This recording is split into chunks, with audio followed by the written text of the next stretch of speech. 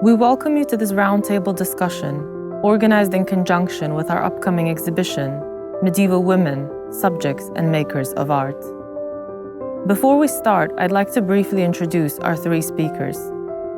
Professor Jeffrey Hamburger is the Kuno Franke Professor of German Art and Culture at Harvard University. He is the author of an extensive list of publications, including Nanza's Artists, the Visual Culture of a Medieval Convent. Our second speaker is Dr. Alexandra Gajewski, the reviews editor at the Burlington magazine. An architectural historian with a long list of publications, Dr. Gajewski was a senior researcher on a European Research Council-funded project called Reassessing the Roles of Women as Makers of Medieval Art and Architecture. Finally, we have Professor Madeline Caviness, who is the Mary Richardson Professor Emerita at Tufts University. Professor Caviness is the author of a wide-ranging list of publications, including Visualizing Women in the Middle Ages, Sight, Spectacle, and Scopic Economy.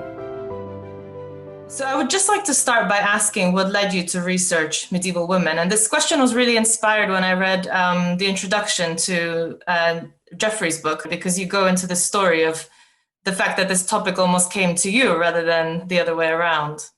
Well, that's not where I got started, actually. It goes back to my dissertation on a manuscript known as the Rothschild Canticles in the Yale University Library. And my first response to it was simply shock and awe at what an extraordinary manuscript it was and how incredibly inventive and beautiful and powerful.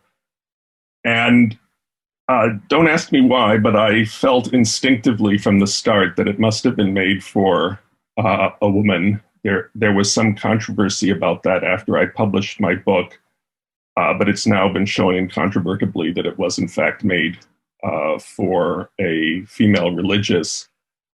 And that is really how I got started. And perhaps the pertinent point is that I naively went into the library, this was around 1980, thinking that I could find out in fairly short order how a medieval nun spent her day.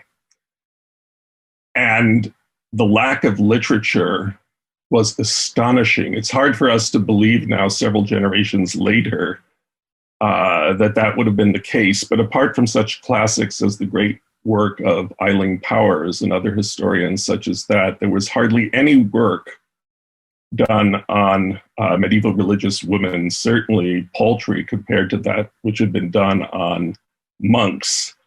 And that is really where I got started. And it just followed from there. It was apparent how much had to be done. And that remains the case, although a lot of ground has been covered since. And Alexandra, I know you worked on this project. I mean, this is something that we talked about quite a bit, but how, you didn't approach this from women's studies, but rather from an architectural point of view.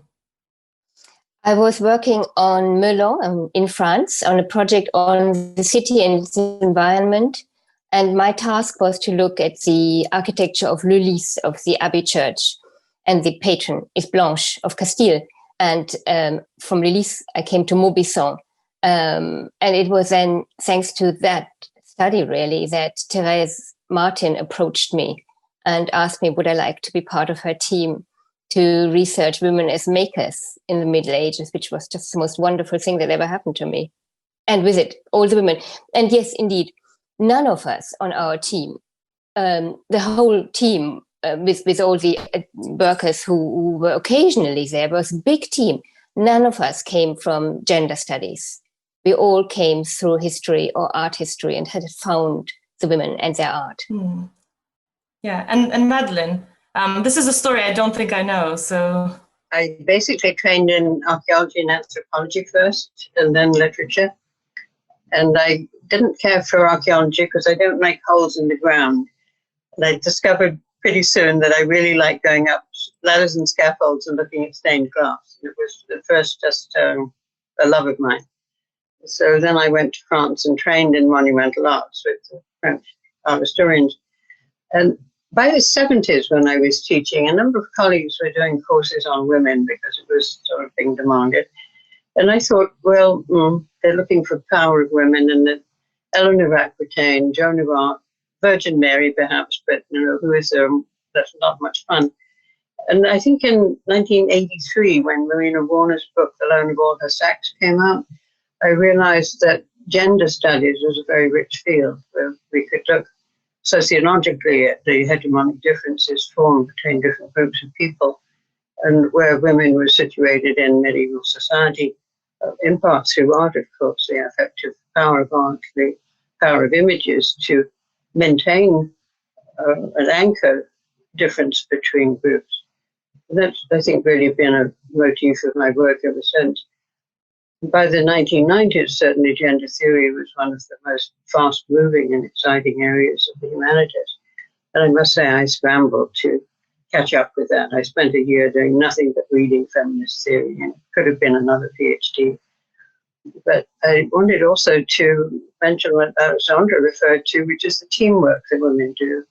And I think for so many of us, we've been encouraged, drawn into it further, even invited to contribute when we hadn't even thought about working in a particular area, but would you do a piece on so-and-so? And that kind of collaborative work, not only in women's studies, but other fields too. But it has been very important for the field, I think, to have that kind of stimulus. I think to start off with, I just wanted to ask what the alternatives were for medieval women. What was their life like? Were they educated, cultured? And I know that's a big question, but I thought maybe we could at least start answering it.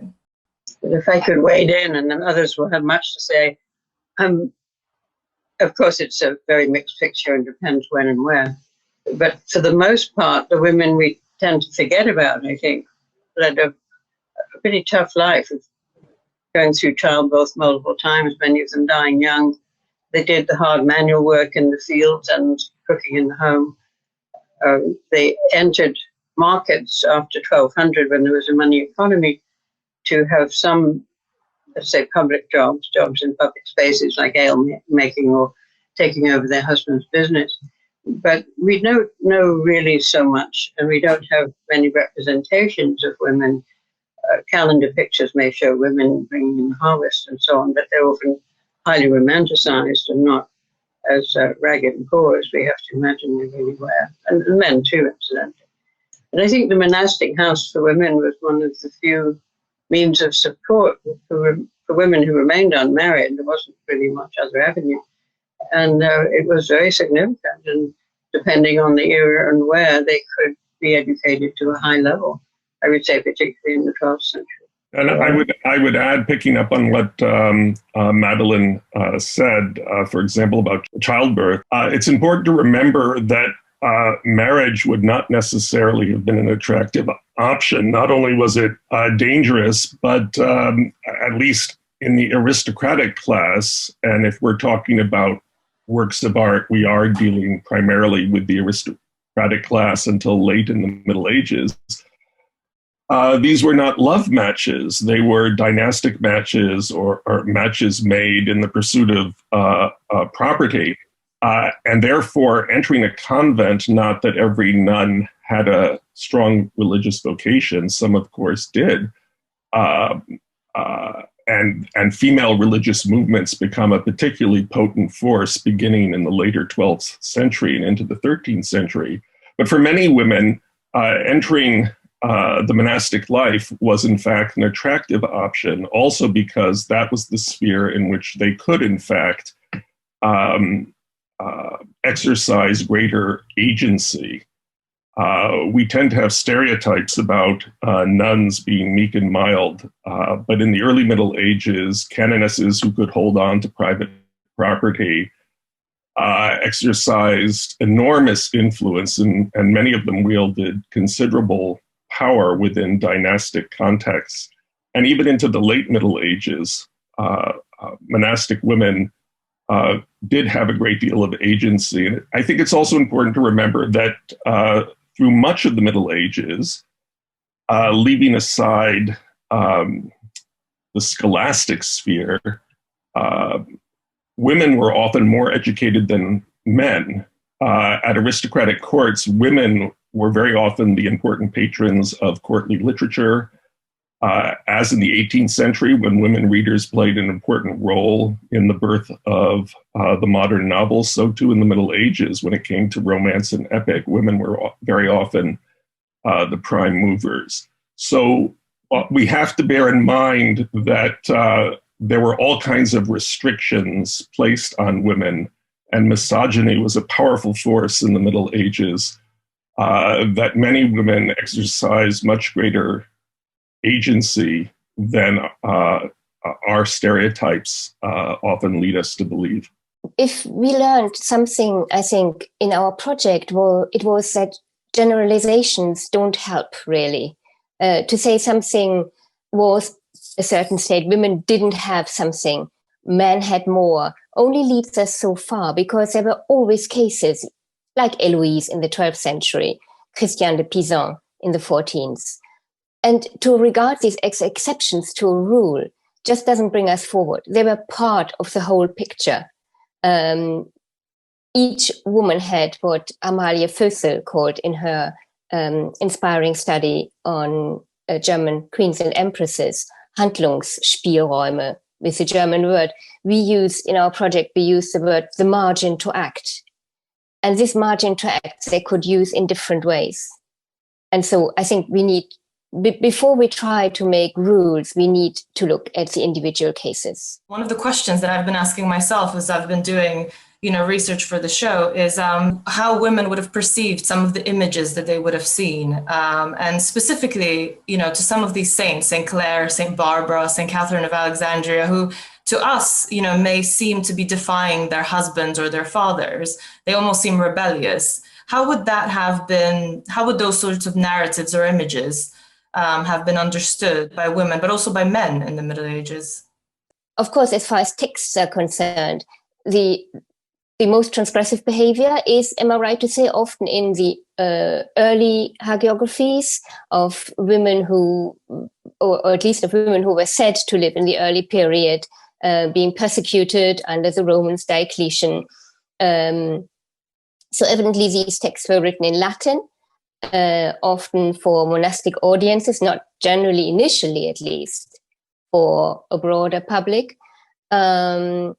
Then, of course, often the transgressive behavior is in pursuit of the right thing, virginity, not letting your husband get to you because you want to remain a virgin. But also, I think that readers of Vitae didn't necessarily adopt the model that they were given or the images that they saw as it were. They weren't going to rip their breasts off because they saw that the saint had lost her breasts in the pursuit of her sainthood. I think that saints were always considered the elite, generally considered the elite other, a special group. And you wouldn't necessarily imitate the heroic behavior of an early virgin. You would just appreciate it for what it is and take from it. Different people would take from it. Yes, and in fact, what they wanted from it.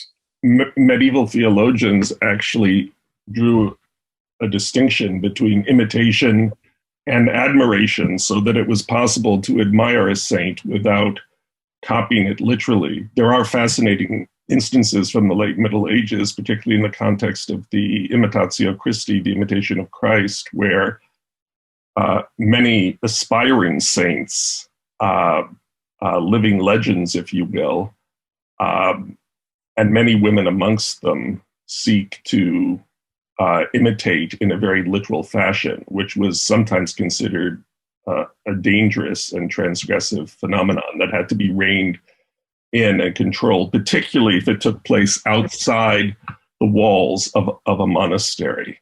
I think that it is important to remember that gender does make this issue of imitation very, very complicated. So that, for example, we can't necessarily assume that women would have looked to female saints and men to male saints. Each saint had their own particular province or sphere. They were responsible for different kinds of ailments, or for the weather, or for this, or for that. and there was an enormous panoply of saints.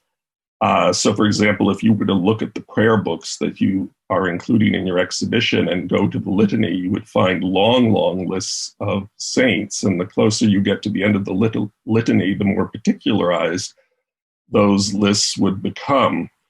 On the whole question of rebellion, one could think, for example, of famous saints like Saint Alexis in the 12th century or Saint Francis in the 13th century, both of whom rebelled, male saints who rebelled very dramatically. Saint Francis throwing off his clothes at the feet of his father, a cloth merchant. They were resisting aristocratic norms, and they too wished to remain chaste. It would be the subject for another discussion, but such things as virginity and chastity are themselves gendered in the Middle Ages. They mean something different for a male saint than for a female saint.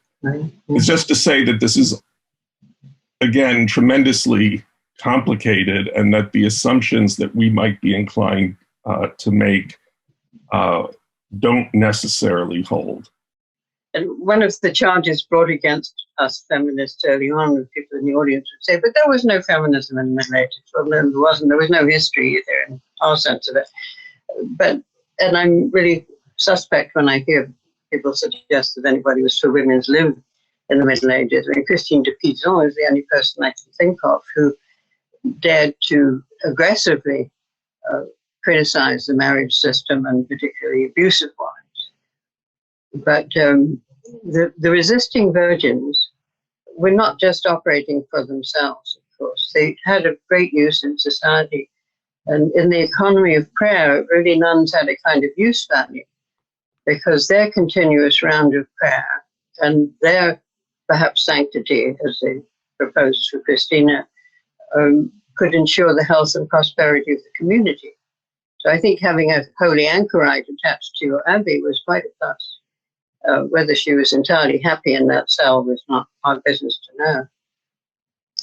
So yes, it's a complicated question. And on the whole, I tend to the view that these images of Christian martyrs taught women masochism. That if they're going to have a miserable life and suffer in childbirth, they might as well think it's a saintly thing to do and put up with it. The worst image, I think, is St. Margaret emerging from a dragon as an encouraging image for women in childbirth. When I hear people talk about a baby being delivered, I say, delivered from what? Wasn't the mother giving birth? Because that's the old image of being delivered from the dragon. And a really negative one, but a very popular one. Yeah, I mean, I think that was so fascinating to hear what you said. But this transgressive behavior, it is part of Christian belief in a way, isn't it? For men and for women. You're asked to put your fear aside, fear of authority, anything, to stand up for what you believe in Christ. And that can be transgressive for depending on where you are. So we often perceive the Virgin as this quite powerful figure in art. But I would like to ask Madeline, this was the title of one of the chapters in your book. What is the trouble with Mary? And how does Marian iconography change throughout the Middle Ages? Well, it was a rather naughty title because it came from the portrait of my name, Professorship Mary Richardson, the only portrait of a woman owned by Tufts University, which had been vandalized and a moustache had been painted on it. It was found in storage without even a label. So I resuscitated Mary Richardson. And the trouble with Mary was simply, I think, that she was a powerful woman whose picture was hung in the halls of a university where men didn't care for women. But the other trouble with the Virgin Mary, of course, is highlighted in Warner's book and many places since, that as a model for women, if they were expected to follow her as a model, I think men also followed her in a different sense as a model, but a virgin mother is an impossible thing to follow. You're either a virgin or you're a mother. And along with her, one always thinks of Eve as the antithesis of the Virgin. She appears so many times in typologies and so on as the evil precursor. Well, she's the Great Mother. She's the mother from whom we're all descended. And she was demonized as a naked temptress and so on. So that kind of polarization put women in a really tough spot. It could be one or other part of the Virgin. Perhaps as a nun, you would love part of it. Perhaps as a married woman, you would try to live the other part of it. But I see those kinds of ideals being perpetuated as a way to control women's sexuality. Because within marriage, you had to be faithful, and that's almost the virginity part being asserted again. And it became more and more important, apparently, to men, I think, as inheritance laws changed, and only the elder son could inherit. You had tremendous pressure to have a male heir. You think of the royal marriages that founded on the lack of a male heir, whether they're Capetians or whether they're Henry VIII. Those sort of pressures, because the Virgin was the ideal woman, and she immediately had a beautiful baby boy. And her role as a mother was not so important after that. But that was where saints like Radegund and Margaret of Scotland and Matilda in the Empire came in. And that's, I think, exactly, Madeline, don't you think, why these saints became so popular, evidently, especially among queens, and really there's whole genealogies that take their cue from them, because they had clearly a sexual life. In Radegund's case, perhaps a limited one, but with Margaret, that became already a little bit more at ease, and were a saint. To relate some of these ideas to works in the exhibition, if you think of the panel of the Annunciation, which shows an angel entering along with the dove of the Holy Spirit, and Mary kneeling at her little prie-dieu to the right, evidently based on Netherlandish models. There is depicted on the side of the prie-dieu, the little prayer stall, an image of the fall. So the image is based on this dichotomy and linking of the new Mary and the old Mary. Just as Christ is the new Adam, so too Mary is the new Eve. And with the kind of wordplay that medieval theologians were very enamored of, they inverted the Ave of the Ave Maria and got Eva, Eve. So Eve and Mary were even linked in their minds at a philological level. And in that image, as in the small panel of Mary reading to the Christ child, evidently based on a print by Schongauer, Mary is shown reading. Again, we could take that iconography very much for granted, but in fact, it really only began to become common over the course of the 12th century, which is precisely the period during which women as readers and as patrons of literature begin to play an important role. I think of the now restored tomb of Eleanor of Aquitaine at Fontevraud, where she is shown lying in effigy, reading a book. And so in these images, Mary appears as a model of education. There's another image in the exhibition that shows Saint Anne teaching the Virgin Mary how to read. And all of these images reflect the fact that over the course of the Middle Ages, women became more literate, as did society as a whole. But Mary is shown as a model of pious virtue. These images are essentially the model for all of those wonderful 17th century Dutch paintings of domestic interiors in which women are shown reading, enclosed within the home. You ask about changes, Jana. also in iconography, and moving away from books. I think a good example, a lovely example, is the Virgin spinning, which was, of course, what she said according to the pseudo Gospel of St. James to have done during the Annunciation, of course, is a sign of her humility. And that is sometimes depicted.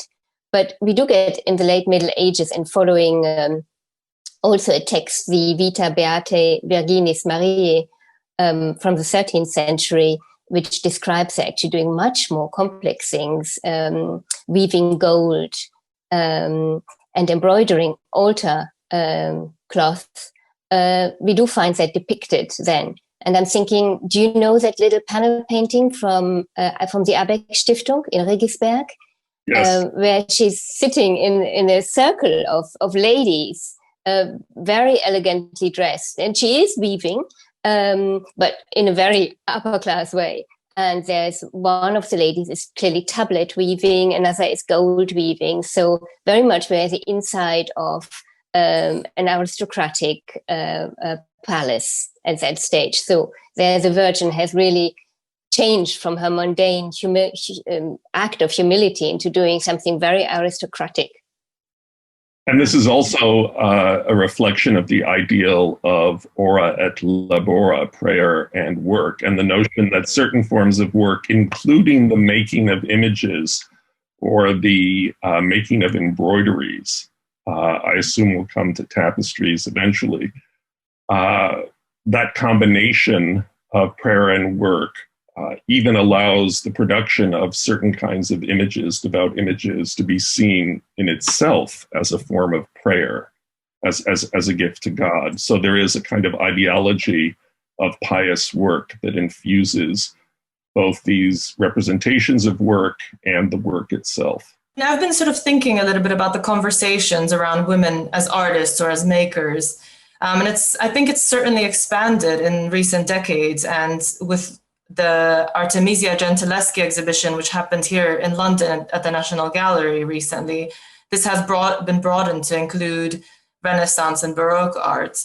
But I think it's still a subject that's a little bit less obvious to the public and also to scholars of medieval art who tend to be a little bit more conservative when talking about medieval women as artists or makers.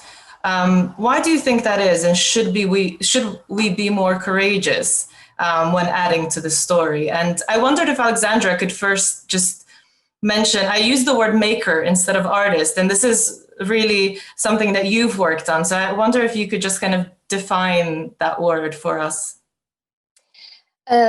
It's based on the Latin word facere or facere, and on the fact that in Latin texts, you can often not tell whether its meaning, its sense to say, making instead of creating or being the patron. There is the famous font in the Museo Arqueológico in Madrid from San Pedro de Villanova, which has it's a massive stone font. It has an inscription, big one, on the rim saying, John and Mary made this, hoc fecit, fecerunt, of course, plural. And there's another font in the same museum in Madrid, which has just a male name. I've forgotten now, so-and-so hoc fecit. Now, the museum assumes that in the case of where there's just a male name, it's the artist. But in the case where there's John and Mary, it is the patrons, because a woman is involved. But effectively, there's so many sources that show that the word fecit, fecere, was used in both ways. Perhaps most often to design the maker, because there also was fecere fecit, had it made, but generally could be used to design either. And so the premise of the project was really that we would not try to make a clear distinction, but that we would work on both and include both. Because by excluding the cases where women are potentially makers in the sense of creators, we also exclude a potential section of women. And I think the point about the difference between Renaissance and the Middle Ages is that in the Renaissance and in the late Middle Ages already, we have so many more names. We can actually say who was who. We know about Artemisia and Sophonisba because we have their names, we have their lives. In Artemisia's case, famously her letters. But in the Middle Ages, we don't have that. And as Therese Martin said, why does Anonymous have to be a man? Which was really a great way of putting it. So by just assuming that every case where we don't have a name, it's forcibly a man, we are definitely limiting the possibilities, I think. I think this is always a conversation that we're having to rather fight against the legacy of modernism and the idea of the artist, the master, usually the creative, and so on. And people love that in Renaissance artists, and there are plenty of biographies. But the Middle Ages is very tricky ground. Very few names mentioned. I think Gilles Libertus of Autun is another one where you really can't be sure if he made it or he was a patron. Some patrons may have been there for memorial reasons and not people who had something made and were just beginning to realize in the shops for windows that some of these kneeling figures with shields of arms might be actually post-mortem. But again, I think the question of making art in the Middle Ages was technically extremely difficult. And we have the Theophilus treatise explaining a good deal of it. I'm not sure somebody could learn from that. There were copies in many, many, many monasteries. But of course, one of the examples I like to think about is Hildegard of Bingen. And I still think that the most likely thing is that she sketched her visual auras on tablets. I have those auras and I know what they're like and I know I can draw them if that's what she had. And then they could be worked up into paintings where she would very closely direct the form and the color. And then when you get to, would she put her hand to it herself? Well, I would say as an Abbess of Runsberg, she could lay her hands on any pigments that they needed. And if she had a male scribe, why shouldn't she bring in a male illuminator to help with that process of translating the design into what she wanted? So there's a fusion of several people. And most of these people had shops. You know, all the great Renaissance artists really, didn't they, have shops? And we tend not to give credit to the people grinding the ink. It's certainly true that most medieval art production was anonymous, and we know so much less than we do about other periods. That said, we also have much more evidence than was thought to exist. So we do have documentation of women as scribes going back to the very early Middle Ages, ample evidence, and many, many manuscripts. I know of one manuscript from the 12th century that was written by 8 women, each of whom signed her name in the colophon. And there are other examples at the convent in Essen in Germany. There was a very active scriptorium of women, as there was at Chelles in the Merovingian and early Carolingian period in France. And it's important to remember that scribal activity often also involved the production of very artful calligraphic initials, sometimes very difficult to distinguish in the early Middle Ages between text and image. Very often, script takes the form of an image. So certainly there were many more women artisans than we tend to think, going right back to the early period. I mean, that said, there were also restrictions, and we know from guild documents and legal cases involving guilds that sometimes in the later Middle Ages, guilds would sue because they regarded women in convents producing textiles, for example, as unfair competition. But that in itself testifies to the fact that women were producing these these goods. So certainly there were many more women artisans than we tend to think. That said, it's extremely difficult to make decisions when it comes to an individual artifact. It used to be said, well, just because something's crude, it must have been made by a woman, and that's obviously nonsense. It's just very, very difficult based on subject matter and style alone to make an attribution. And one very quickly gets into deep waters. So on the one hand, evidence about women in general. On the other hand, very, very challenging when it comes to particular women. To link that to your question, Jana, should we be more courageous? I don't think courageous is a term. We need to be scholarly and analytical and honest and try not to project our own wishes back into those women in the Middle Ages. So on the building side, there were women, but what they were doing was mainly helping. I want to say bringing the coffee, but even carrying stones, even doing difficult or hard tasks. It wasn't just the easy tasks, but they weren't in the creative echelon, as far as we know. I think as far as building is concerned, the greatest input that a woman could have was still as a patron on the aristocratic scale. And the patron, do you think they went to the site and directed, or how intimately did they know construction? And do we have any way of knowing? Yeah, I mean, and neither for men nor for women, really, do we know much about to what extent. We can infer from people like Abbot Suger that he must have been involved because he comes over as so enthusiastic in his writings.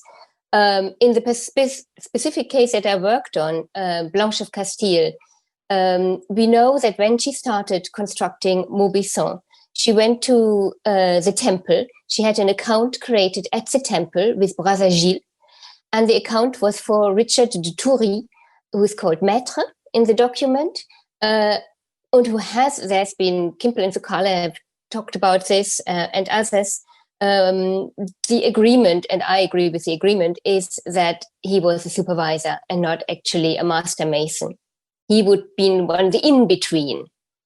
Now we have the accounts of Maubuisson, and we know that there were regular meetings between Blanche and Richard de Toury. So they would come together. But whether Blanche ever went to Maubuisson, Lully's, to what became her funerary churches, whether she ever went to see the progress, we don't know. So I think in general we very rarely can tell. So but there is one stunning case. I'm sorry, of Katharina Lemel, who coined life, had edited her letters. She was a widow in Nuremberg and retired to a house for women, where she paid for the cloister to be glazed, and she hired Hirschvogel, the glass painter who collaborated with Dürer, an extraordinary workman and greatly revered.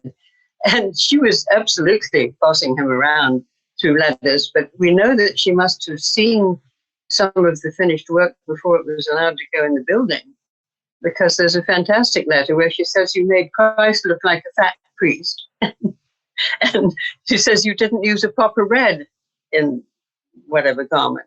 So she wasn't just looking at drawings and approving them. She probably did. There was something called a vidimus that was usually shown to a patron, but she was, we have to assume, I think, going to Hirschvogel's studio, or having him drag panels down to wherever she was to see it before she would have it put in the window. So she really did interfere with a very great male artist. And if we come back to objects, do we have any evidence there that female patrons would have been involved? Could they, for example, visit a workshop? One of the things that I keep reading is that women wouldn't have had enough cultural references to be able to have any sort of input, which I think clearly from our discussion, that's not the case. I wonder what you think about that. Well, we actually know from the work of the Rouses, Richard and Mary Rouse, that in 14th century Paris, women could not only visit workshops, they often ran or owned the workshop, and they inherited the workshop from their fathers, or as widows, they would inherit the workshop. So the Montbaston are a now well-known example of a couple that produced seriatim manuscripts of the Roman de la Rose.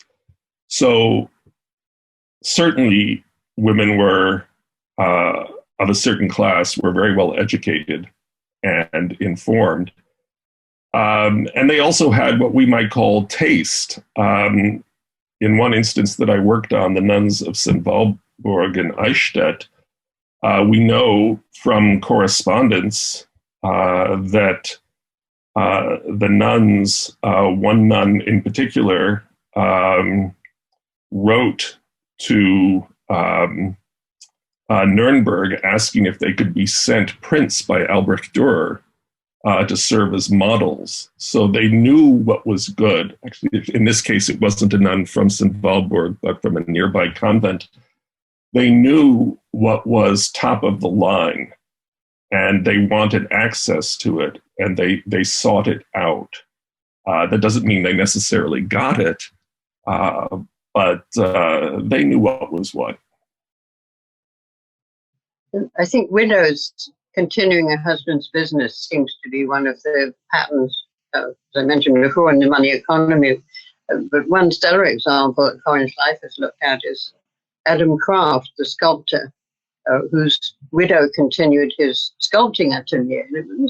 They made large altarpieces.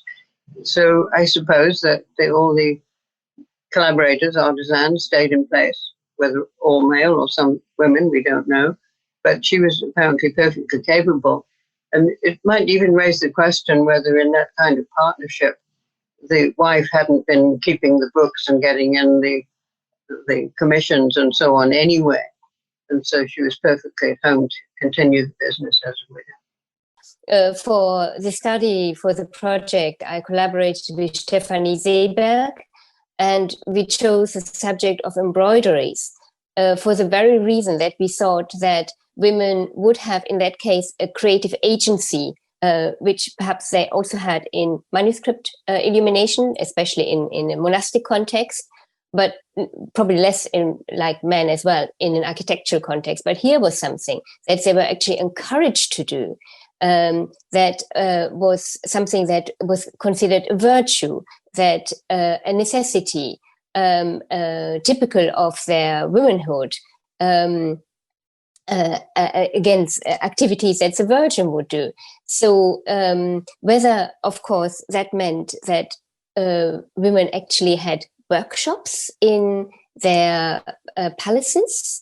I mean, there are incredible works of art, textile art attributed to women. And some of them, even like the war banner of Gerberga, for example, have survived in the treasury in Cologne. And it says Gerberga, it says Gerberga me fecit. And Gerberga was sister of Otto I, the emperor. Did she really stitch it herself? Or did she have women do it for her? We will probably never know. But we thought, Stefanie and I, that since she would have come across working needlework, Gerberga, as a woman, she, in a case like that, there is a creative agency there that we have perhaps not so much in other areas. And there's a vast corpus of embroideries from 12th and 13th century Germany. I think of the treasury of Halberstadt and the so-called Heidekloster, the Heath monasteries on the Lüneburg Heath. And all of this material was published as a corpus by Renata Kroos in a landmark publication. And certainly most of that material would have been produced by the nuns themselves. And we know that in some instances, they sold it as a much needed source of income. We also know that women worked as bookbinders, binding books that had been written by male monastics, again, as a source of income. There are a couple of instances in which, in the late Middle Ages, we know that women had a printing press within the walls of the monastery. Tapestries are another matter, though, and that's in part because the making of tapestries is highly technical and also requires an enormous investment in terms of equipment, the looms, and so on and so forth. And so instances like St. Walburg and Eichstätt, and close by the Katharinenkloster, the convent of Dominican nuns in Nuremberg, which did produce tapestries. As far as I know, those are very much the exception rather than the rule. But when it comes to embroidery, that practice was very widespread. And as Alexandra mentioned, encouraged for religious as well as economic reasons. In a way, it puzzles me about tapestry, however, always being thought of as different or more complex as a technical issue, because after all, women were preparing cloth from the ground up and spinning and weaving, and weaving household clothes was the normal thing for an aristocratic woman to have to do or oversee. And also some of those beautiful monastic textiles are actually woven. You know, I think it's probably linen, isn't it? But a very fine drawn thread. And so it's those techniques that go between a little embroidering or stitchwork and some cleverness on the loom. And I'm not expert enough in tapestry making to understand if there's such a big leap from the women's loom to what can produce a multicolored tapestry. Well, it's interesting in that painting in the Abeck Stiftung in Switzerland that was mentioned earlier, there is also a loom. So there one has at least the suggestion that women, and we know this from Eichstätt and Nuremberg, that women could produce tapestries. Now, I think it's important to mention that if you compare those tapestries in terms of their technical sophistication to some of those that were produced elsewhere, there are definable differences. And that may have to do with the models that they had available to them. In one instance from St. Walburg, one can show that they copied a print. So there's another example of a print having been used one-to-one as a model. Guild regulations may have something to do with it as well, that male manufacturers of tapestries didn't want what they saw as unfair, subsidized competition from workers who did not need to be paid wages. I don't know the documentary record on that score, but tapestries, especially large tapestries, that was a big operation. Some embroideries can be very large, but on the whole, tapestries, by comparison, are enormous. And so I think it was just a different level of logistical organization. But no doubt more work can be done on that front.